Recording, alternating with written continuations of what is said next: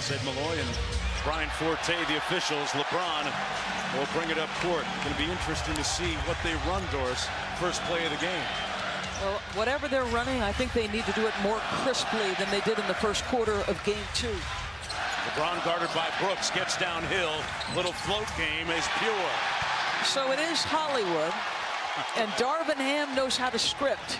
One-on-one isolation between Brooks and LeBron. That's too good. And Morant in a rush at the other end. Used the left hand and missed the layup.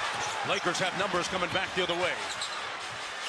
Reeves touched the paint, and he finishes through the hit. Mark, 2 possessions, 2 aggressive, assertive, quick-moving offensive plays. Darvin Ham talked about good pace in the half court. That's going to be an offensive foul against Jackson Jr. So Darvin Ham, with all the conversation about Dylan Brooks calling LeBron James old, he gets him isolated one-on-one.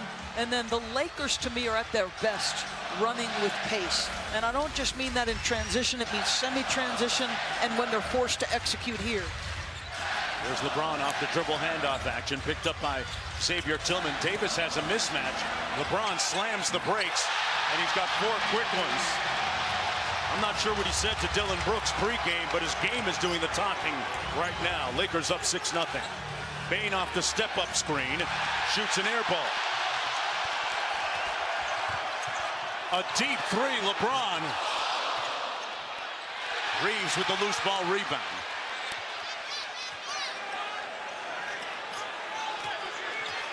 Jaren Jackson Jr. guarding him on the edge.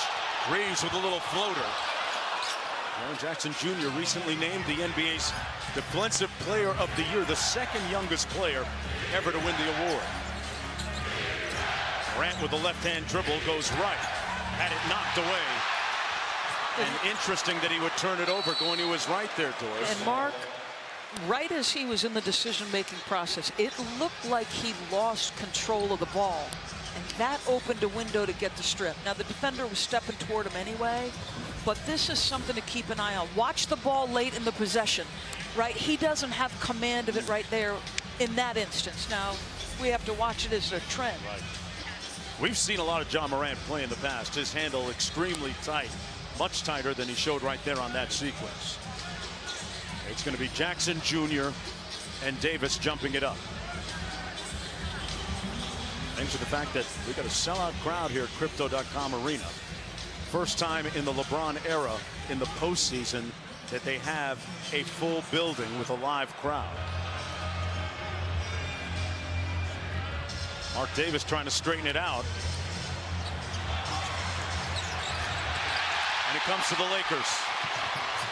There's Russell working against Morant. Reeves on the drive. James for 3. That rattled halfway down and out. Here's Desmond Bane, who shot well north of 40% from downtown on the season. Brooks with a look. Got to the mid-range. And the Grizzlies off to a slow start offensively. They're 0 for 3. Here's LeBron. Got Tillman on the edge. Davis got open against Brooks. They couldn't get it to him. It's knocked away. And here's Ja. Turns on the burners, elevates, and the right hand looked good on that. And that's what he gives you. The #1 team in the league scoring paint points. He's the #1 guard.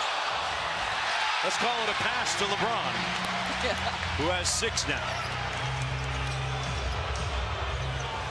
Bane had a notion. Good closeout by Anthony Davis. So obviously, if you're Taylor Jenkins, you're hoping for an awful lot of this. Turn him over, allow Ja's speed. This guy relentlessly attacks the rim with elite speed and athleticism. Downhill's a problem. Yes. And amongst league leaders, again, in points in the paint this year. Bane off the Tillman screen. Cross court, Brooks for 3. And he's going to hear it from the crowd here.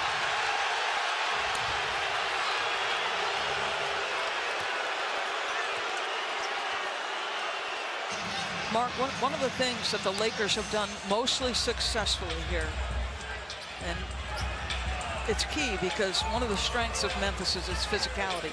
But when you're moving bodies and balls faster than that physicality can come to touch, that matters. So the first 2 quick drives, the transition opportunity, this is what Darvin Ham wants. Get out, let's move, let's play faster in every way possible. Yeah, people think about pace, they usually think about fast break and transition, but you can have good pace in the half court as well. Jackson Jr. with a miss. Tillman had it blocked by Vanderbilt. Jackson kicks it out to Bain for 3. And LeBron with a rebound.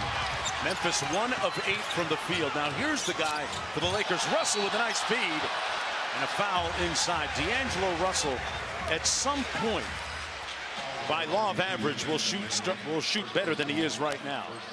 A foul against Bain, his first. He's played 13 career playoff games, D'Angelo Russell. To this point, he has not crossed 45% shooting. So to your point, he's a better shooter than those percentages would indicate. Anthony Davis at the free throw line. A 78% shooter during the regular season. Knocks down the first. And Taylor Jenkins is going to use Memphis's first timeout, and the Lakers off to an auspicious beginning here in Game 3.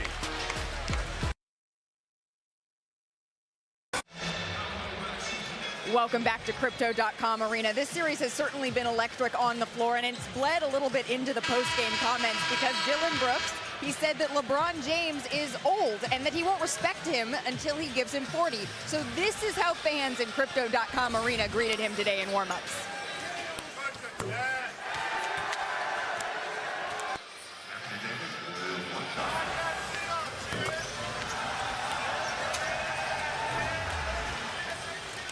Well, they let him know how they feel immediately, and Dylan Brooks, to his credit, has fully embraced the role of whatever you want to characterize it as, maybe heel.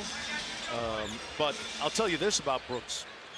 He means everything to Memphis in terms of their defense and their intensity, and told me a little bit earlier, coming up in the game, he modeled his defense to us after Ron Artest back in the day. Liked his rugged and feisty style of guarding high scores on the other end. There are times I think he crosses a line. I respect highly what this guy does nightly. And in listening to Desmond Bain talk about his teammate and the rest of the guys, they respect that this guy is digging it out of the dirt. He does not bring elite athleticism to the game. He obviously does not bring elite shooting. He's on the floor to do one thing: guard the toughest guy every single night. It's a thankless job, it's a hard job, and he embraces it. Ron, meanwhile, when asked about it, says, "You can miss me with all that stuff." In different language, of course. Brooks misfiring on another 3, rebounded by Davis. This is for a young team, Memphis. I would call them unbothered, but right now they can't put the ball in the ocean. Little chase action by Russell, little floater inside, comes off the rim, rebounded by Jackson Jr. Memphis off to a 1-for-9 start.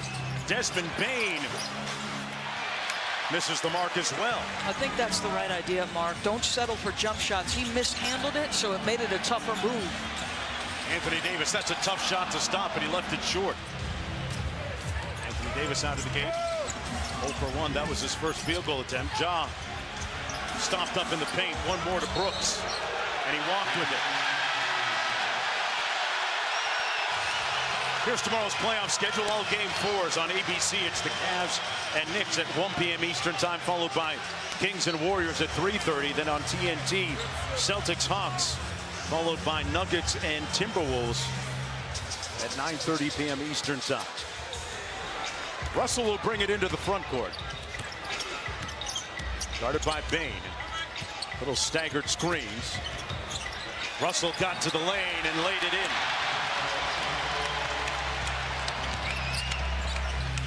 Interesting matchup here. Vando and Ja's handle a little bit loose there.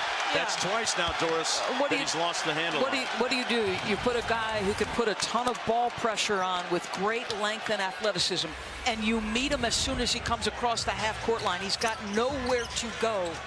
And you can see Ja, kind of amping up to get past him. Vando, not a shooter, left it short. Reeves with the offensive board. Little short jumper.